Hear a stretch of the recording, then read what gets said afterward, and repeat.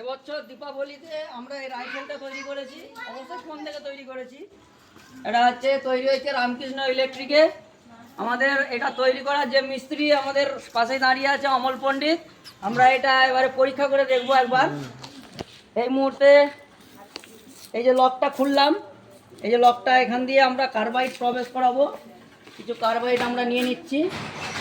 Carbide এই ঢাকা দিয়ে আমরা কিছু কার্বাইডের টুকরো ঢুকিয়ে দিলাম। এটা একটা টুকরো দিলেই হবে, আমি ছোট ছোট টুকরো বলে অনেকগুলো দিলাম। এবারে এখানে প্রয়োজন মতন এক ছিপি জল দিচ্ছি। মানে এক ছিপি জল দিচ্ছি কারণ কার্বাইড জলের সংস্পর্শে এলে একটা গ্যাস তৈরি হয় এবং সেই গ্যাসটা আগুনের সংস্পর্শে এলে সেটা ফেটে যায়। লক করে দিলাম। লক করে দেওয়ার পরে খুব সাবধান সতর্কে মানে একদম ধীরে সুস্থে এটাকে একটু লাড়িয়ে দেওয়া হবে। একটু নাড়াচাড়া করে দেওয়া হলো। নাড়াচাড়া করে দিয়ে আবার কার্বাইডটা ভেতরের কার্বাইড যেগুলো টুকরোগুলো রাখা হয়েছিল সেগুলো বের করে রেখে দিলাম।